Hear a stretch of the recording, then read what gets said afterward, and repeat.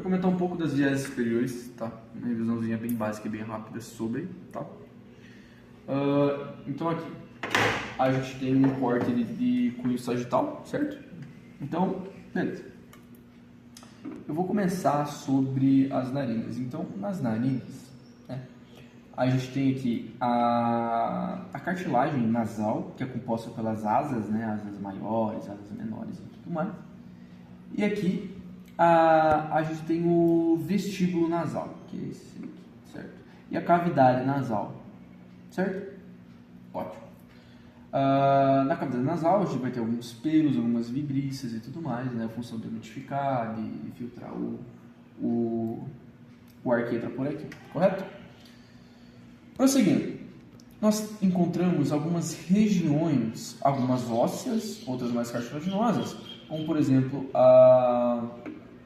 a concha nasal inferior, concha nasal média e concha nasal superior, 25, 26 e 27, certo? Entre as conchas a gente tem meatos, tá? Meato nasal inferior, meato nasal médio e meato nasal superior, correto? Essa concha nasal inferior ela é um osso próprio, já a concha nasal superior e média, ela é composta pelo osso etimoide, ok? Pelo osso etimoide.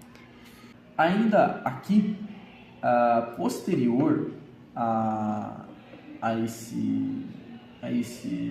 essa concha nasal superior, a gente vai ter as células etimoidais, né? Que é o seio etimoidal, correto? Porque está no osso etimoide, né?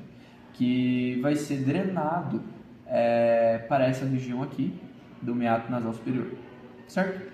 Aqui no seio a gente tem o seio frontal, correto? Que vai ser drenado por aqui, ó, no hiato semilunar. A gente chama de hiato semilunar porque parece literalmente uma meia lua. Aqui a gente tem o seio esfenoidal, que está no osso esfenoide, ok? Inclusive uma infecção aqui pode ser bem complicada, né? E aqui a gente tem a lâmina horizontal lâmina cribriforme do osso etimoide, tá? Lâmina cribriforme do osso etimoide, aqui onde é que a gente encontra o bulbo olfatório e os nervos olfatórios, respectivamente, aqui inervando toda essa região. Tem a célula túrcica também. A célula túrcica, ela vai, literalmente, né, selar, como se fosse uma cela para a hipófise, correto? Tem a glândula hipófise e aqui essa célula túrcica, que está aqui em cima, correto? Ótimo. Então, literalmente, esse espaço que eu estou mostrando para vocês, que é do tamanho dessa minha pinça dente de rato longa aqui, se chama de coanas. Perfeito, coanas. E nessa região aqui eu tenho duas pregas que se chamam prega salpingo palatina e prega salpingo faríngeo, na região aqui do toro tubario, correto? E aqui, entre as pregas, a gente tem o osteofaríngeo da tuba auditiva, perfeito? Aqui, na número 30, a famosa adenoide, né, quando ela está aumentada, ou tonsila faríngea. Posterior, ainda a gente tem o recesso faríngeo. Aqui no 33 a gente vai ter o palato mole, mais especificamente a uva. No 34 a gente vai ter a tonsila palatina, um tecido linfático compondo aqui, é semicapsulado e tudo mais. Na região 35, 39 a gente vai ter os músculos da língua, correto? E aqui a cavidade oral. Aqui tem o palato duro. Palato duro que é dividido em processo horizontal, né? Essa região aqui é o processo horizontal do palato duro, e o processo alveolar, que está aqui, crescendo os ossos incisivos, né? Do dente, certo? Ainda aqui a gente tem o forame cego da língua, certo? E inferior a ela vai a valécula epiglótica, e aqui em cima a própria epiglote, correto? Aqui a gente tem a nossa laringe. Esse aqui é o osso hioide, tá?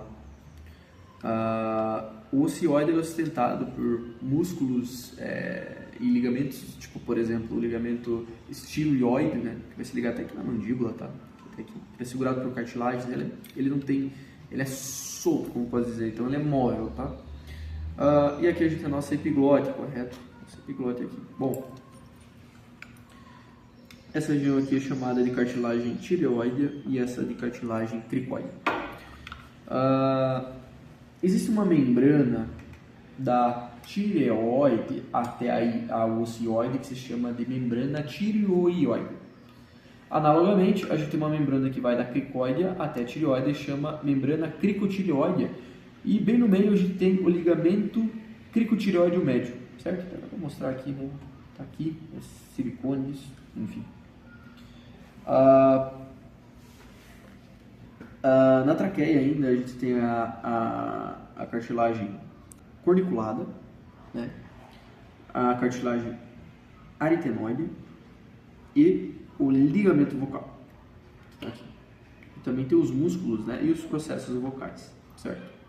As pregas vocais verdadeiras e pregas vocais falsas, né? Que vão fazer a parte da fonação da voz e tudo mais. E as cartilagens que seguram ela, que também tem músculos aqui, correto? E aqui é a traqueia, né? Posterior da traqueia. Resumidamente, a parte mais básica é esta daqui, correto? Então aqui a gente tem os dois pulmões, né? Já foi comentado da laringe, bem brevemente, bem básico, tá? Uma revisão rápida. A traqueia, né, tem seus anéis cartilaginosos e vai segmentar até aqui dentro da traqueia. A gente tem a carina, que vai dividir a parte direita e esquerda, né, dos brônquios primários, né? Então os brônquios primários são divididos em direito e esquerdo, correto? Eu vou retirar o pulmão daqui.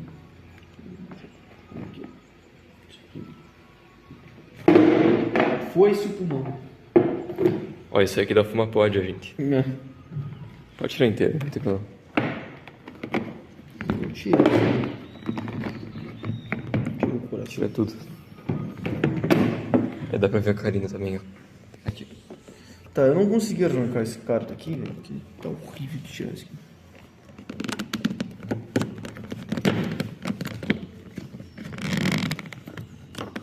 Não tá louco. Pesa.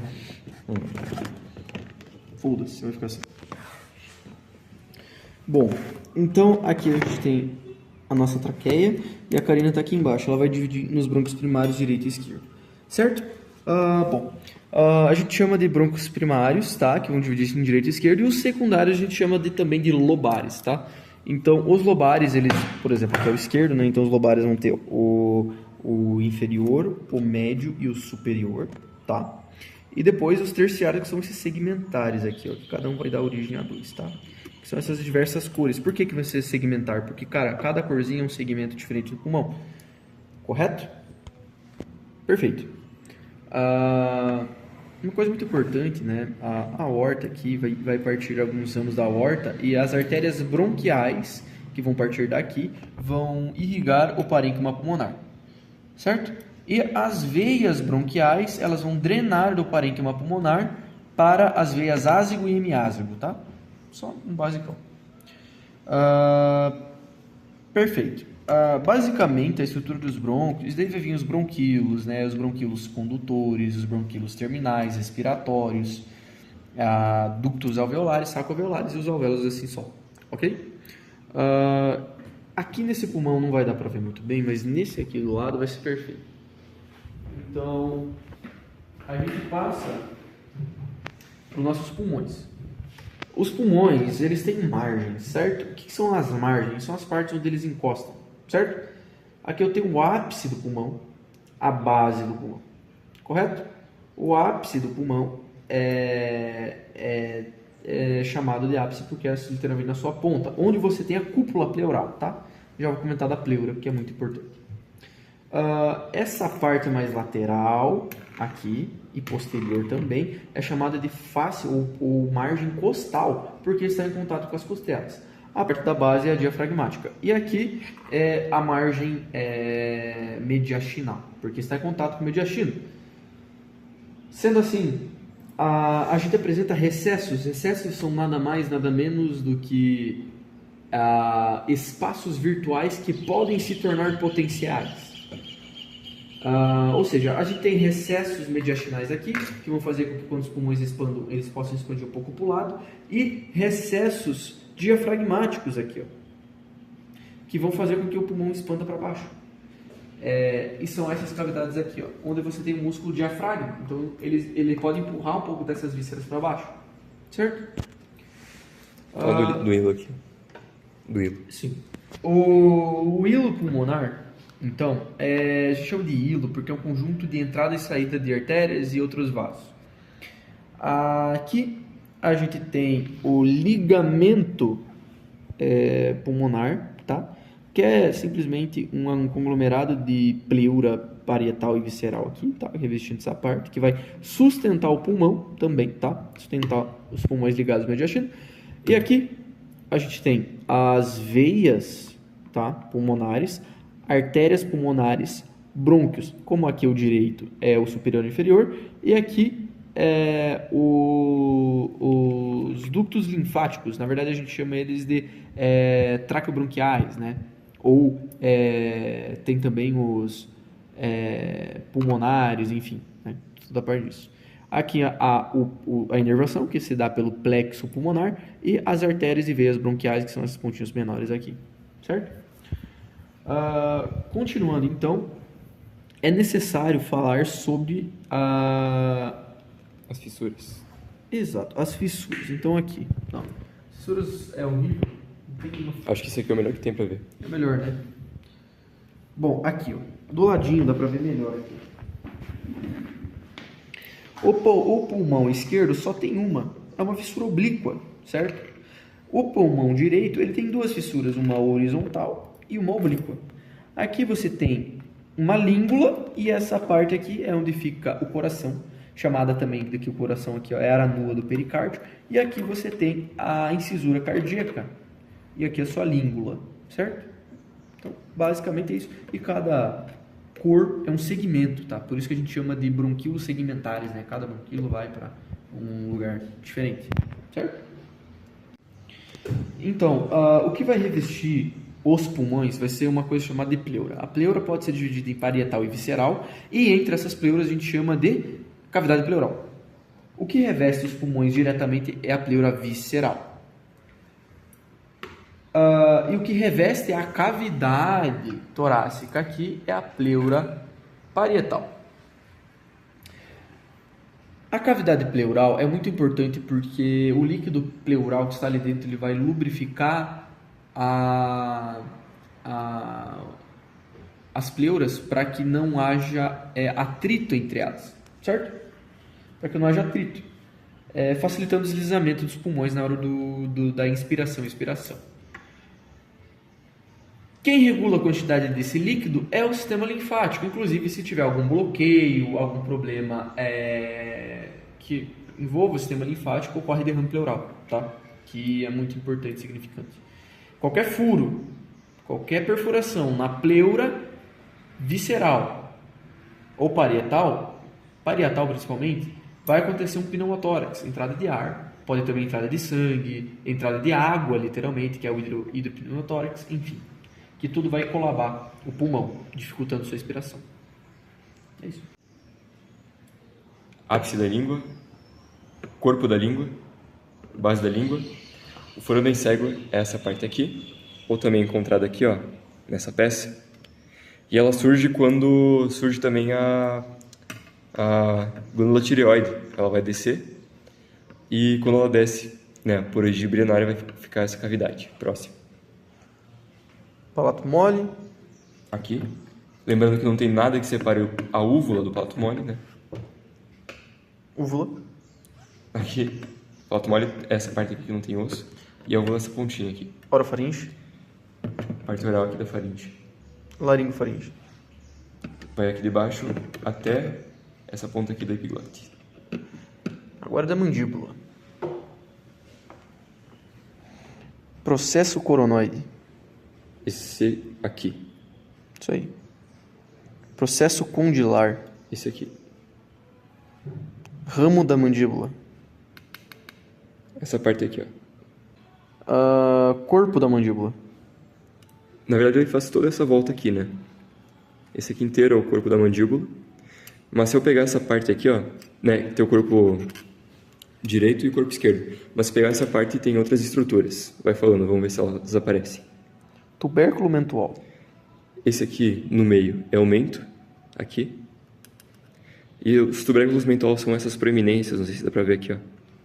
Tem 1 e 2. Então, o mento, tubérculo mentual, tubérculo mentual. Mento. É esse aqui que eu nem mostrei. Forame mentual. Esse aqui. Esse é o buraquinho. Ângulo da mandíbula. Essa parte aqui. Ela forma um ângulo, basicamente, né? Isso. Forame da mandíbula. Por dentro, ó. Por dentro da mandíbula tem outras dois forames, que é esse aqui. Na verdade, eles se comunicam, tá? Entra aqui um nervo e ele sai aqui. Cabeça da mandíbula. Essa parte aqui, ó. E processo alveolar. Na verdade, o processo alveolar tá dentro aqui onde fica o dente, né? Tipo, por dentro aqui. Onde o dente está inserido. Perfeito. Esôfago. Ele sai aqui dessa parte, da laringofaringe. Vem por aqui, ele estaria conectado aqui. E daí vem pro estômago. Qual é a cárdia? A cárdia, na verdade, não é um esfíncter, tá? Mas é essa região.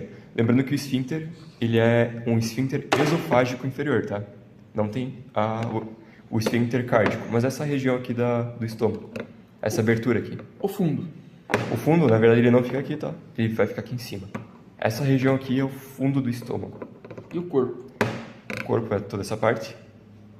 A parte pilórica, o antro e o canal pilórico. Ok. Esse aqui, como que é o nome? Ângulo? Incisura angular. Incisura angular. Vai formar como se fosse um triângulo. Aqui e aqui. Uma projeção, né? Aqui e aqui. Esse aqui vai ser o antro pilórico. E esse aqui vai ser o canal pilórico. Eles dois juntos vão ser o piloro. Curvatura esfíncter pilórico. Esse esfíncter aqui. Curvatura maior e menor. Curvatura menor. E essa é a curvatura maior. Pregas gástricas.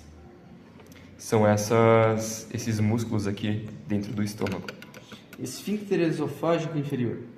Tá aqui em cima, que nem eu falei antes. Incisura angular, que já foi comentado. É, incisura angular. E aqui também nós temos a incisura cárdica. Incisura cárdica. Tá, continuando aqui, né? Depois do estômago, nós vamos ter essa parte do duodeno, onde vai ter o fígado e onde vai ter também o pâncreas. Mas para melhor visualização, peguei essa outra peça separada aqui. Qual que é a porção superior do duodeno? Parte aqui, superior. Bulbo duodenal. O bulbo, na verdade, é essa parte. Ou aqui, ó, aqui dentro. Porção descendente. Porção que desce. Essa parte aqui. Porção horizontal ou inferior.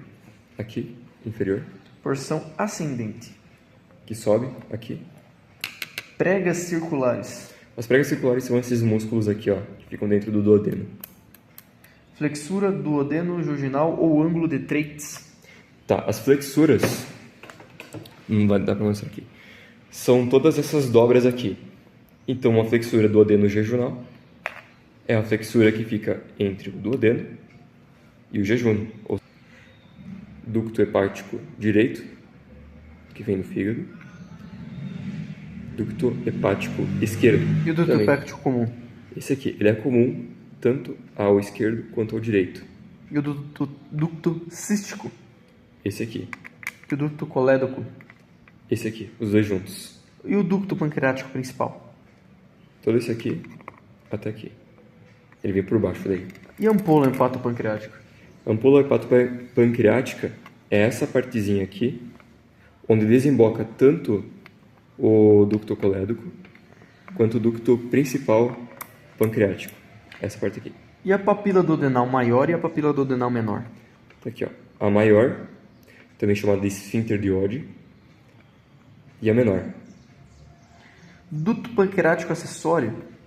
Esse aqui. Tem aqui o principal, né? Que ele vem daqui e desce. E esse aqui é o acessório. Cabeça do pâncreas. Aqui. Colo do pâncreas. Aqui. Corpo do pâncreas. Aqui. E a cauda do pâncreas. Opa, pontinho. E o trígono de Galois? Tá aqui. Durante esse... Aliás, através desse triângulo de calor vai passar a artéria cística, que vai irrigar a vesícula biliar. Ótimo.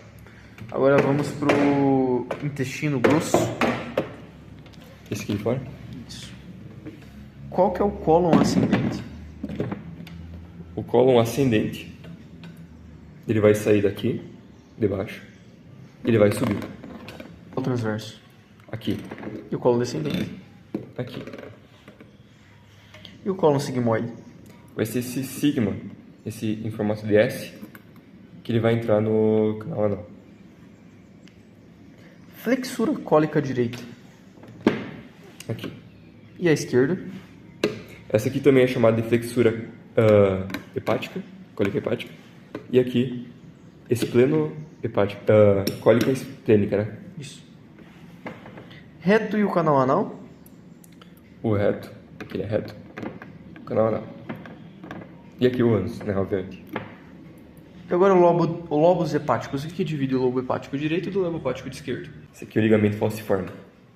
Isso. E o lobo hepático direito é um? Isso, e esquerdo? Perfeito.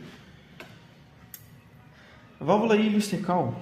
Aqui, entre o ilho e o seco. O seco é essa parte inicial aqui do intestino grosso. Fechou. Isso. Então aqui, falando da irrigação e da drenagem do sistema digestório, eu peguei essas imagens aqui do Nether para colorir, né, o PDF, e nessa primeira imagem eu tenho alguns órgãos acessórios importantes, como o fígado e boa parte do sistema digestório, né, como o intestino grosso, intestino delgado, o estômago.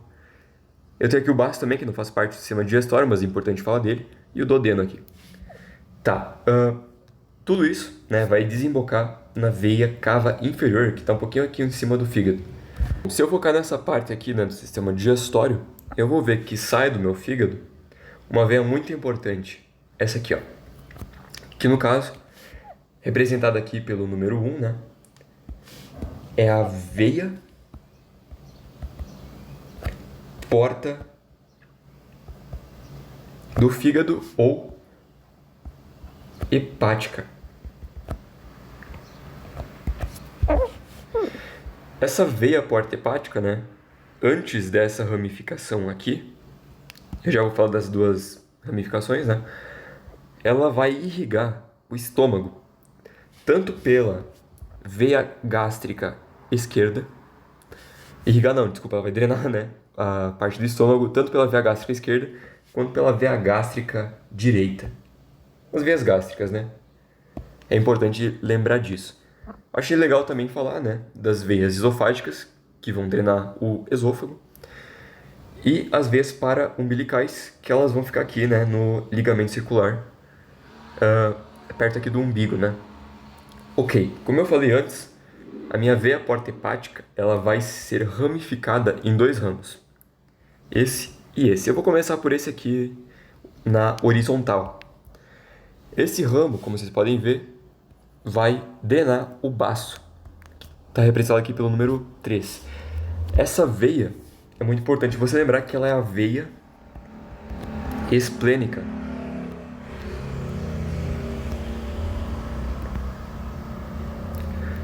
Espleno é relativo ao baço, então é tranquilo de lembrar, né, que essa aqui é a veia esplênica.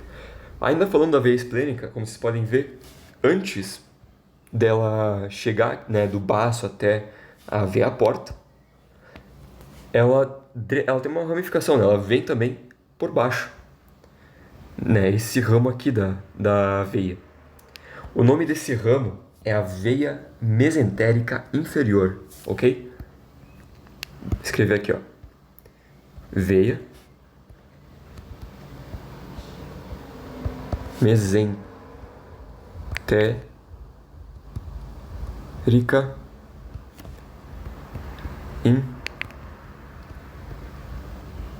inferior. Show! Essa veia mesentérica inferior, como vocês podem ver, ela é formada pela veia cólica esquerda, né? Que ela vai drenar dessa parte descendente do intestino grosso, pelas veias sigmoides que vão drenar, né? Do colo sigmoide, essa parte aqui, e das veias retais superiores direita e esquerda, que vão irrigar aqui o reto. Irrigar não, drenar o reto. Show! Como vocês podem ver também, né, que vai para a veia porta hepática, tem esse ramo aqui também, né, que ele está mais na vertical também. Ok, se eu tenho uma veia mesentérica inferior, vocês concordam que eu também vou ter que ter uma veia mesentérica superior? Ela é representada por esse número 2 aqui, essa parte aqui. Então eu tenho aqui, ó, a inferior e a superior. Qual que é a diferença? A superior, ela vai drenar essa parte aqui do sistema digestório, a parte ascendente do intestino grosso, ok? Ela faz isso, né, por meio da veia ileocólica, que vai drenar, né, a parte aqui do ilho, certo? Aliás, aqui tá o ilho, né, mas a parte aqui do seco, né? E pela veia cólica direita, né? Na parte direita aqui do sistema digestório. E essa parte aqui de cima, ela drena o comecinho, né, do colo transverso, que são as veias cólicas média, ok? Beleza. Vindo pra cá, né, falando um pouco melhor aqui do fígado, né, certo? Eu tenho esse ligamento aqui, que separa o lobo hepático direito e o lobo hepático esquerdo, né? No caso, o que separa, de verdade, é o ligamento falciforme. Mas essa preeminência, né, do ligamento falciforme, nessa parte aqui, ó, de baixo, é o ligamento redondo, ok? Tá, essa parte aqui de cima do fígado, né, é o ligamento coronário. E aqui nós temos também o lobo hepático direito, o lobo hepático esquerdo, e aqui para baixo está a vesícula biliar, certo? Tá, se eu virar o fígado, né, se eu ver a parte contrária dele, eu vou ver essa proeminência aqui, essa veia aqui. Como vocês podem ver, aqui eu vou ter uma veia hepática, né? Mas ela é uma ramificação, na verdade. É como se essa veia maior aqui, que eu já vou falar dela, estivesse entrando no meu fígado. Essa veia, representada pelo número 1, nada mais é do que a veia cava inferior. Veia cava inferior. Sim, ela tá bem pertinho, né? E essa parte aqui, então, é o ligamento venoso. Aqui, por exemplo, né, é como se fosse um hilo, não é o hilo, mas é como se fosse, está a veia porta, a artéria hepática própria e o ducto colédoco. Elas formam como se fosse essa tríade, ok? Esse aqui é o ducto cístico, né, o que vem da vesícula biliar, inclusive está representado pelo número 2, vou botar aqui, ó. Vesícula biliar. E essa parte aqui, o número 3, que nem eu falei antes, é o ligamento redondo do fígado. Tá aqui. Show de bola. Se eu colocar isso aqui no microscópio, eu vou ver essa estrutura. Essa parte octagonal, que parece até a mesa do nosso APG, né? É um lóbulo hepático. Tá aqui, ó. Lóbulo hepático. Ele é formado por uma veia central, né? Esse aqui. Os cordões hepáticos, que são, na verdade, esses cordões aqui de célula, tá? São hepatócitos. E os sinusoides, que são esses canais aqui, que vão levar, né, o sangue para a veia central, ok? Ainda, entre as mesas da PG, né, entre essas formas octagonais, eu vou ter uma tríade portal. Lembra que eu falei que aqui era como se fosse uma tríade? Então, aqui não é uma tríade, é como se fosse. Por quê? Uma tríade portal nada mais é formado, né, do que um ramo da veia porta, né? Aqui nós temos o ramo da veia porta. É formado pelo ramo da artéria hepática própria e o ducto bilífero interlobular, né, entre os lóbulos. Então são 3 estruturas, uma para bile, uma para sangue venoso e uma para sangue arterial. Lembrem da tríade portal, ok? Ok, então se eu pegar essa imagem, na verdade ela é só isso aqui, né, visto um pouco mais ampliado, né? Essa parte aqui também, né, visto um pouco mais ampliado. Nós vamos ter as veias centrais, né, aqui e aqui, que são essas veias aqui no centro do lóbulo.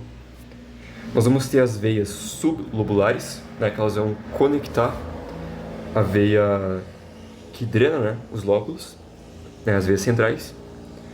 E aqui nós vamos ter uma outra veia central, né? Estão todas interligadas entre si. Ok, aqui nós vamos ter um tecido conjuntivo que ele vai conter a tríade portal, né? Lembra que a tríade portal é formada por essas 3 estruturas que eu já vou retomar sobre elas. Elas estão, né, histologicamente dentro, né, de um tecido conjuntivo, na verdade. Esse 8, é meio estranho aqui, é um que não foi falado, né, durante a tríade portal, mas ele é vaso linfático. Aqui, ó. Um vaso linfático. Beleza. Essa maior que passa aqui no meio, ela é um ramo da veia porta, né? Na tríade portal. Vou botar aqui, ó. Ramo da veia porta. Porta com P. Aqui. Essa aqui de baixo, tu vê que ela é um pouco mais redonda. Na verdade, assim, não sei se vai cair, né, pra diferenciar um ducto bilífero, né, de uma artéria. Mas se cair, né, uma coisa que vocês podem identificar, primeiramente, né, vai ser a cor, né, que provavelmente na prova vai estar colorido. E outra é essa abertura, certo? Tu pode ver que o ducto bilífero é um pouco mais achatadinho, né, do que uma artéria, né? Muda a histologia, principalmente.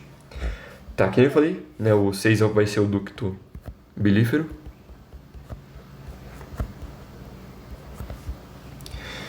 E o 4 vai ser um ramo da artéria hepática própria. Ramo da artéria hepática própria. Não é a porta, tá? Não escrevam porta na prova, é própria. Beleza. Os 7 vão ser vários hepatócitos. Isso aqui são hepatócitos, né? Células do fígado. Beleza? Eles vão estar contidos aqui, né? Aqui também, né? São os hepatócitos. Essas células aqui que estão segmentadas. Beleza. Indo para essa estrutura que é até mais uma ampliação, né? Então, tipo, até agora só fomos ampliando. Na verdade, os números vão se repetir, né? Esses 7 são os hepatócitos, que nem aqui, ó. 7 e 7. Os hepatócitos. Essa aqui vão ser os sinusoides, né? Essas células... células não, né? Esses canais que vão drenar, né, entre os hepatócitos no lóbulo hepático. O 6 vai ser a mesma coisa que aqui, vai representar um ducto bilífero. O 5 também vai ser a mesma coisa, vai representar um ramo da veia porta. E o 4 vai representar esse ramo da artéria hepática própria. É a mesma coisa, né? Os mesmos números, na verdade. Só uma outra maneira de ver. Ok, indo para essa terceira imagem, né? Nós vamos retomar boa parte aqui da irrigação. Principalmente falando das artérias agora, né? Beleza, vocês lembram que aqui nós temos os ductos linfáticos? Vou até pegar outra cor aqui. Esse verde. Lembra que esse ducto que coleta da minha vesícula biliar é o ducto cístico, tá até aqui, né? E aqui nós temos o ducto hepático direito e o ducto hepático esquerdo, vocês lembram? E aqui para baixo nós íamos ter ducto hepático comum, porque é comum tanto para o esquerdo tanto para o direito quanto para o esquerdo. E a gente ainda tem o colédoco, que é comum aos dois, né? Tanto o cístico quanto o hepático. As veias não vão ser, né, muito diferentes. Nós vamos ter a artéria cística. Lembrando que a artéria cística, ela vai passar nesse triângulo, que é o triângulo de Calot, formado pelo ducto cístico, ducto hepático comum e a borda inferior do fígado. É importante saber disso, né, para quando a gente fizer uma retirada, né, da vesícula biliar. Beleza. Ainda falando das artérias, nós vamos ter a artéria hepática direita, essa daqui, e a artéria hepática esquerda, né? Essa daqui. Esse ramo aqui, na verdade, ó, que vai passar por trás. Beleza, vocês viram que, de novo, né, vai formar uma bifurcação aqui, aqui e aqui. Lembra que antes nós tínhamos um ducto hepático comum para vesícula biliar, para bile, né, no caso? Então, em vez de chamar de comum, agora a gente vai chamar de artéria hepática própria. Então, de novo, vai ser direito, esquerdo, em vez de ser comum, é próprio. Beleza? Tá, essa aqui vai ser a artéria gástrica direita, que vai irrigar, no caso, o estômago, né? E daqui pra cá, ó, esse ramo representado pelo meu número 1 vai ser a artéria hepática comum. Por isso que eu falei para vocês não confundirem. Nós vamos ter uma própria e a comum, na verdade, ela vai ser esse número 1. Então, artéria hepática comum. Esse número 2, né, que é esse ramozinho que sobe aqui, vai ser a artéria gástrica esquerda. Não sei se vocês lembram aqui, ó, nessa imagem. Nós vamos ter as veias, vai ser a mesma coisa, basicamente. Artéria gástrica esquerda e direita. Beleza. Aqui vai ser o tronco celíaco, lembrando que só artérias têm troncos, né? Então, assim, tudo vai fluir, né? Tudo vai vir do tronco celíaco. Vai ser tronco celíaco, artéria hepática comum, daí ela vai se ramificar a artéria hepática própria e depois em artéria hepática direita e esquerda. Essa parte aqui, ó, da onde vai fluir, né, o sangue arterial pro tronco celíaco, é a parte abdominal da aorta, tá aqui, ó. Do tronco celíaco, então retomando, vai ser a parte abdominal da aorta, vai originar o tronco celíaco vai originar, né, a artéria hepática comum, mas também vai originar outra ramificação. Além da artéria gástrica, né? Vai ter uma terceira ramificação, portanto, representada aqui pelo meu número 3. Olhem só para onde que essa ramificação está indo, ó. Olhem a direção dela, ela está indo para cá, em direção ao baço. Lembra do sinônimo para baço? Espleno. Então essa, meu número 3, vai ser a artéria esplênica, barbada. Artéria esplênica. Beleza. A parte abdominal da aorta, ela vai continuar descendo, como vocês podem bem ver aqui. E vai formar essa parte aqui representado pelo número 4, que ela pode ser revista aqui, inclusive pelo mesmo número. Eu gostei disso do Nether, que ele traz aqui, ó, os mesmos números para os mesmos nomes, né? 4 e 4. E tem 4 aqui também, né? Então, quando eu falo disso e disso, eu estou me referindo à mesma estrutura, que é a artéria mesentérica superior. Artéria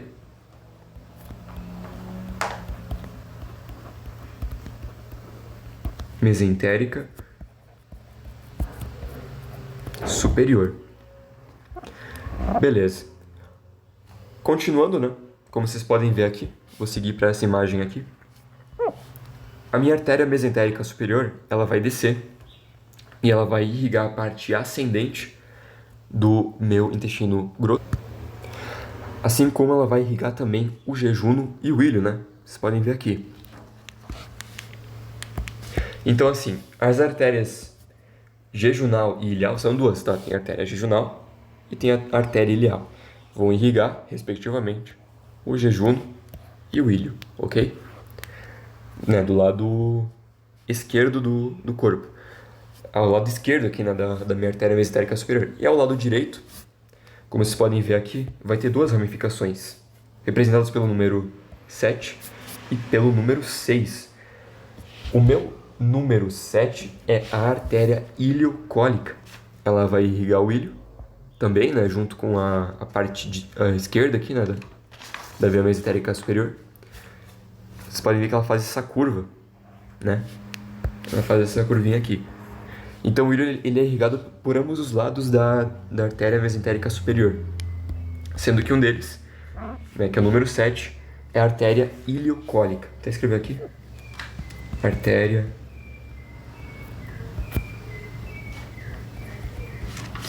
iliocólica. E o número 6 aqui, né, representado por essa artéria aqui que vai na horizontal, é a artéria cólica direita. Artéria cólica direita. Bom, só tu saber que é uma artéria, ela vai pro lado direito e ela irriga, né, o colo, o intestino grosso. Show de bola? Ainda assim nós temos o 5, a parte 5, ela tá cortada aqui na verdade, né, só esse tronquinho, mas, de novo, né, que nem eu falei do Néter, ele repete os números, eu tenho ela inteira aqui, ó. Então aquele tronquinho que estava cortado, ele tá inteiro aqui. Essa artéria aqui, representada pelo número 5, é a artéria cólica média. Artéria cólica média. E ela vai irrigar, como vocês podem ver, uma parte inicial aqui do meu colo transverso. Ok? Na verdade ela vai irrigar inteiro, né? Como vocês podem ver, ela é aqui, ó. Tudo isso aqui. Ela vai irrigar inteiro, né, o colo transverso. Beleza, número 4 já foi falado, né, que é... Já foi?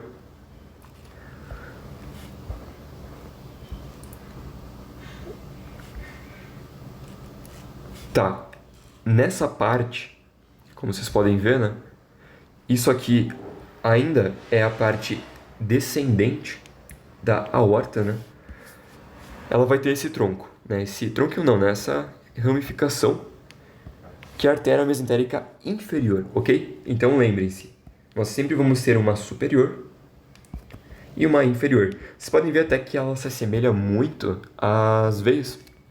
Tá aqui a veia mesentérica superior e a veia mesentérica inferior, né? Elas recebem os mesmos nomes das veias.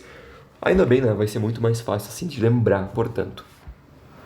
Então, na minha artéria mesentérica inferior, né, aquela parte do ramo descendente da aorta, da parte descendente da aorta, nós vamos ter uma primeira parte representada pelo meu número 8, que ela vai irrigar, né, a parte descendente do colo, o colo descendente, né, do intestino grosso.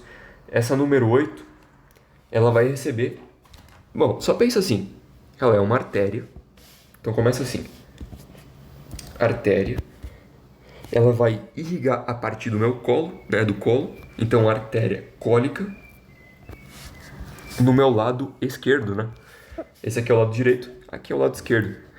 Justamente esse é o nome dela, artéria cólica, esquerda, né? Artéria cólica esquerda. O meu número 9, que é essa artéria que passa por aqui, ela vai receber o nome de, adivinha? Olha que parte que ela está irrigando. Ela está irrigando o meu colo sigmoide. O nome dela vai ser justamente artérias, aliás, né? É mais de uma, artérias sigmoideas. Nem sei se eu sei escrever. Sigmoideas. Aqui nós vamos ter o mesocolo sigmoide. E por último, né, as artérias retais. Esse ramo, representado pelo número 10, pense assim. Aqui está o reto, certo? No final aqui do colo sigmoide. Então, se ela está acima do reto, adivinha o nome dela? Artéria retal superior. Uma barbada, né? Artéria retal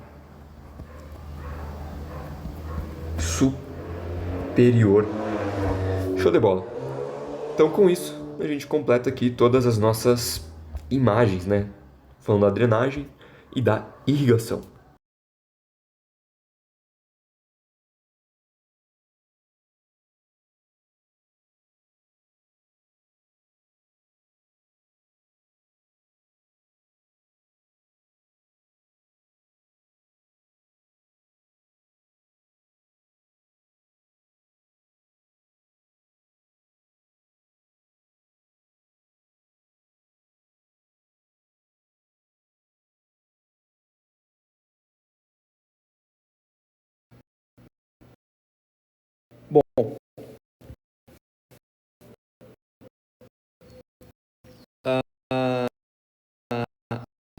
gente tem diversas camadas, ok? Para segurar todas as vísceras, né? E todos os órgãos que existem dentro de nós. Então, por exemplo, a gente começa com a camada da pele, ok? Vou apagar aqui. Aqui a gente tem a camada da pele, que é a camada bem superficial, e a gente tem outra camada, chamada de camada adiposa da camada superficial, porque a camada superficial do abdômen, ela pode ser diferente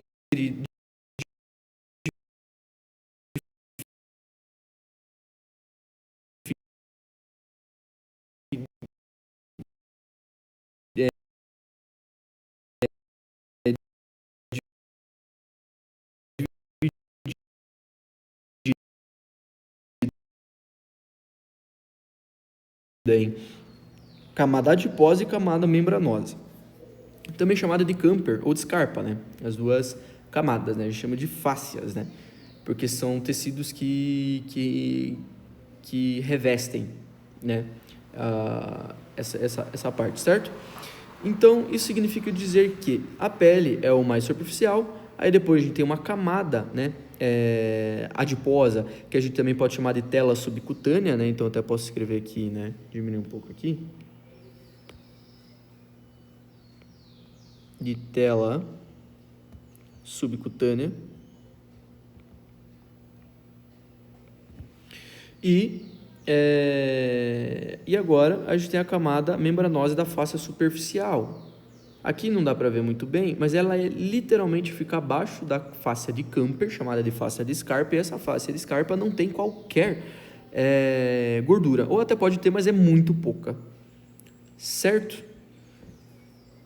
E, obviamente, os músculos, né? Os músculos oblíquo externo, interno, transverso e sua fáscia transversal, né? Esses são os músculos planos. Depois eu vou explicar melhor sobre isso. São músculos planos, ok? Planos. Aqui você tem uma face extraperitoneal ainda, com um pouco de gordura no tecido adiposo aí para absorção de choques mecânicos e tudo mais. E o peritônio parietal, né? Que vai revestir a camada, a parede abdominal em si, por si próprio dizendo, ok? Então agora eu vou comentar cada uma delas mais especificamente, ok? Bom, deixar mais aqui em cima, fica bem certo aqui, ok. Então tá, então eu vou começar pela fáscia superficial, a de Camper, ok? Bom, a de Camper, ela contém gordura, que nem eu disse, né? E ela é contínua com o ligamento inguinal. Depois eu vou passar uma imagem para vocês e vocês vão ver que o ligamento inguinal, que começa na crista ilíaca e vem até a sínfise púbica, é formado também, né? Pela face superficial, né? E também por uma aponeurose do músculo oblíquo externo, que eu já vou chegar lá também, ok? Então, ela é contínua ao longo do ligamento inguinal, né? Com a fáscia superficial da coxa também, né? Então, essas fáscias, elas são contínuas em direção para cá. E essa face, e também a face de Scarpa, que eu vou comentar depois, ela é contínua também aqui com o pênis, por exemplo, e com a vagina nas mulheres, certo? Então, o que acontece? Nos homens, essa camada é contínua ao longo do pênis e ela perde gordura. Eu já mostro uma imagem aqui do lado, ela vai perder a gordura e vai se fundir com a camada mais profunda da face superficial, que é a face de Scarpa. Então, a face de Camper e a face de Scarpa elas vão se juntar, certo? E vão ser contínuas em direção ao escroto, onde vão se formar uma camada especializada contendo músculo liso, ela é chamada de túnica dartos. Nas mulheres, essa camada vai reter um pouquinho de gordura e vai compor os lábios maiores do pudendo, ou seja, os lábios maiores da vagina vão ser compostos por essas duas camadas, são duas fáscias, né, de Camper e Scarpa, a camada adiposa e a camada membranosa, certo? A camada mais profunda, né, a de Scarpa, ela é fina, tá? Que nem eu disse, ela é fina, não tem gordura, é contínua também com o inferiormente da coxa. Abaixo do ligamento inguinal, ela se funde com a fáscia mais profunda ainda da coxa, tá? Mais profunda ainda, formando a fáscia lata da coxa, certo? E na linha mediana é firmemente ligada à linha alba e à sínfise pública, certo? Então eu vou passar aqui na próxima imagem e já vai entender. Então aqui, ó. Então aqui você tem a fáscia superficial, ok? Vou até desenhar aqui para ficar mais tranquilo, né? Deixar aqui embaixo. Então aqui você tem a fáscia superficial, né? Logo após a pele, a camada de gordura de campo e a descarpa. Então aqui você tem a pele e o pênis, né? Você percebe que aqui praticamente perde-se a gordura e essas fáscias elas se juntam para formar esse local do pênis aqui. E nas mulheres aqui não tem, mas as mulheres nessa parte vai formar aqui os lábios, né? Que são dos lábios maiores do pudendo ali, né? Certo? E formando também a túnica dartos, né? Mesma coisa, mesmo esquema, certo? Aqui tem a relação da continuidade com a face superficial do pênis, né? Que vai formar toda essa adesão do corpo do pênis na sínfise púbica, ok? Tem conexão com a face lata da coxa, que eu tinha comentado aqui, e é isso. Eu estou dando uma introdução para entender qual é a importância dessas fáscias, certo? E como elas são importantes, né? Todas elas têm a mesma função de, obviamente, de guardar as vísceras no abdômen, na cavidade abdominal, né? Segurar elas e, ao mesmo tempo, fazer formações de outras inserções tendíneas, tecido conjuntivo, de sustentação, né?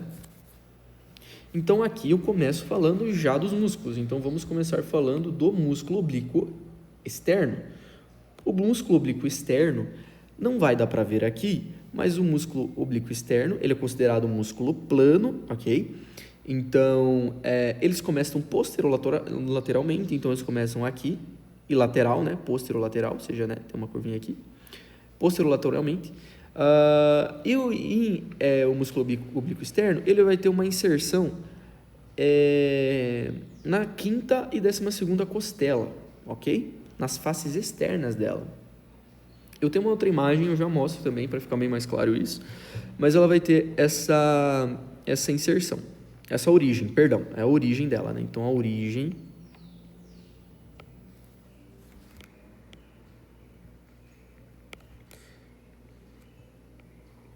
quinta e 12ª costelas, certo? E sua inserção, o que acontece? Na inserção do músculo oblíquo externo, a gente tem a inserção na linha alba, tá? Essa linha alba, né, que é um conjunto de aponeuroses, né, que tem a região do umbilical, é um conjunto de aponeurose. E o que é uma aponeurose? Uma aponeurose nada mais é de como se fosse um tendão, é uma espécie de tendão que vai ligar músculo em músculo, pode ligar no osso também, como se fosse literalmente um tendão, ou pode se ligar numa outra cartilagem, por exemplo, certo? Então, o músculo oblíquo externo, ele é bem grande, né? Então, ele começa lá nas costelas e termina aqui na linha alba, e sua inserção também pode ser aqui, ó, na espinha ilíaca, ou na crista ilíaca, certo? Também no tubérculo púbico, ok? O que acontece? Qual a função dele, né?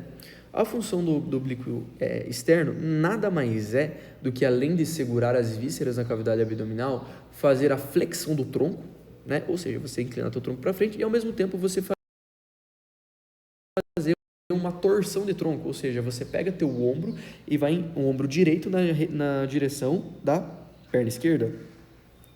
Aquela mesma expressão que a gente ouve na academia, né, aqueles diferentes exercícios e você ficar fazendo a famosa aquela bicicleta, né, com o ombro, né, o ombro até a perna, o outro ombro até a outra perna, né, isso estimula o oblíquo externo, ok? E esse músculo vai se ligar aqui também na linha alba, né? E toda essa parte branca, esbranquiçada, é uma forma de aponeurose, ok? Perfeito. O oblíquo externo, que a gente tinha comentado antes, ele também forma a parte inferior dele aqui embaixo, né? Ele forma o ligamento inguinal, tá? Tipo ligamento inguinal. E, ao mesmo tempo, ele contribui para a fossa inguinal, que no caso aqui você vai ter artéria e veias femorais, né? E aqui junto o tubérculo púbico, que nem eu tinha comentado antes, né? Aquele ligado no tubérculo púbico, certo? Então aqui você vai ter a origem e as inserções dos 3 músculos planos, ok? Então, aqui você tem o oblíquo externo, né? Que nem eu comentei, as faces externas, né? Das costelas, né? Da 5ª até 12ª. Você vai ter, aqui, por exemplo, tem o latíssimo do dorso, né? Também que parte da 12ª costela, o flutuante. E ele vai fazer como se fosse colocar as mãos no bolso. O Moore traz isso, né? Como se os 4 dedos enfiassem as mãos nos bolsos, né? E ele vai fazer como se fosse um entrelaçamento, né? Dessas fibras, no caso, né? Então você vai ter um entrelaçamento. Vou desenhar aqui para ficar mais fácil. Elas fazem isso aqui, ó. Uma daqui e uma daqui. Esse entrelaçamento das fibras,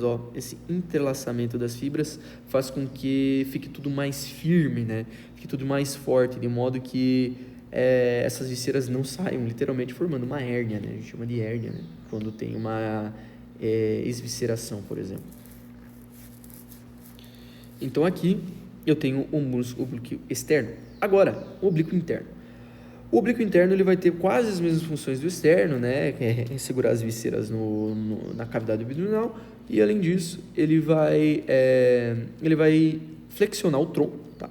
Fazer a parte da flexão do tronco, e bilateralmente também, sabe aquele exercício de academia que você deita no chão e você pega a sua mão direita e tenta encostar ela no seu pé direito? Exatamente, é o oblíquo interno, fazendo essa função, certo? E o transverso do abdômen ele é muito simples, tá? Ele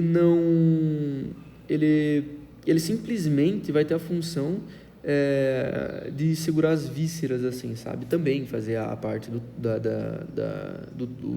rotação do tronco, tudo mais, mas em proporções extremamente menores, ok? Então, a origem do oblíquo interno é na face torocolombar, na crista ilíaca, no ligamento inguinal. Dá para perceber aqui, né?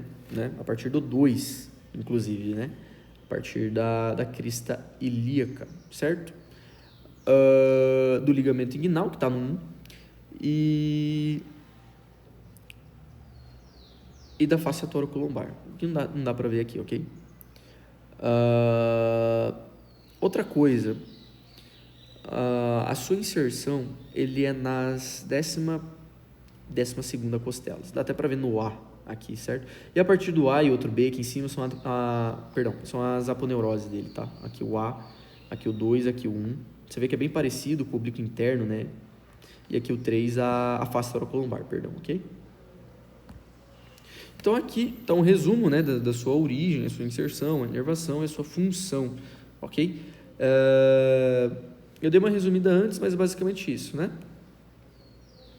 Agora entra uma parte extremamente importante, que é a bainha do reto do abdômen, certo? O que acontece? O músculo reto do abdômen, o músculo piramidal, que são músculos verticais, isso significa que as fibras deles são literalmente verticais. O músculo reto do abdômen, ele vai ser o quê? Ele vai ser um músculo que começa na sínfise, no processo tifoide, vai ter a sínfise púbica, e ele é um músculo reto, literalmente, reto do abdômen. Ele faz a parte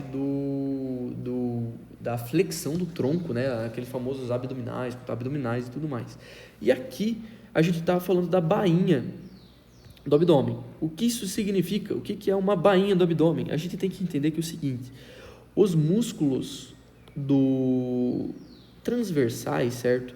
Eles sempre são compostos por uma bainha. O piramidal, por exemplo, e o reto do abdômen são músculos transversais. O que é essa bainha? Então, o que a gente tem aqui? A gente tem o oblíquo externo, o interno e o transverso. Essas são aponeuroses, correto? São aponeuroses. Essas aponeuroses, por exemplo, isso é a parte do terço superior, tá? Então, isso aqui é acima do umbigo, né? Isso 3/4 acima é assim. e 1/4 abaixo é assim.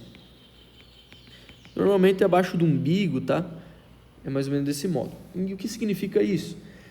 Significa dizer que a bainha que cobre o reto do abdômen, que vem das aponeuroses do oblíquo externo, do oblíquo interno e do transverso, vão cobrir posteriormente o reto do abdômen e anteriormente. Eles vão envolver essa parte aqui, certo? E vão se juntar na linha alba, certo?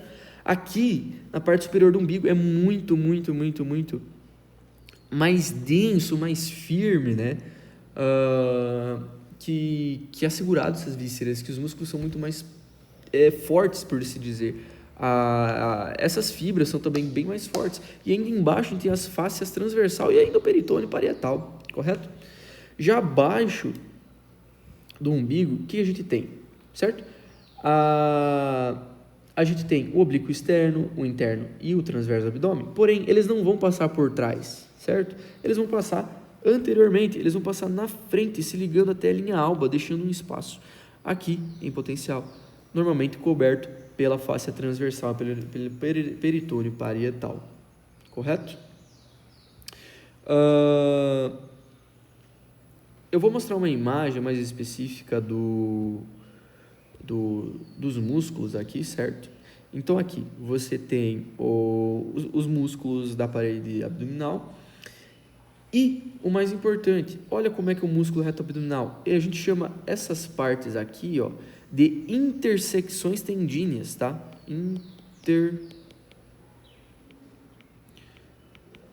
Intersecções tendíneas. Acho que até está escrito aqui, ó. Interseção tendinosa. Não precisava nem escrever, tá aqui, ó. Interseção tendinosa. Bom, perfeito, né? Deu problemas técnicos aqui. Maravilha, viu? Isso daqui é algo muito importante para o nosso crescimento.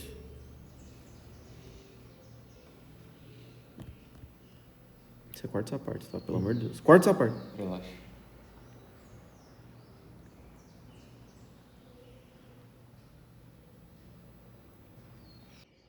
Então, mostrando os músculos da parede lateral do abdômen na peça, caso ela seja cobrada. Esse aqui é o oblíquo interno e esse aqui é o oblíquo externo. Como eu sei diferenciar qual que é qual? Essa parte branca aqui é a aponeurose. O oblíquo externo ele está juntado com a aponeurose, enquanto o interno é como se ele estivesse na parte de trás. Dá para ver bem essa delimitação aqui. E esses aqui, portanto, é o reto abdominal. Ele fica abaixo da aponeurose. Vou pausar.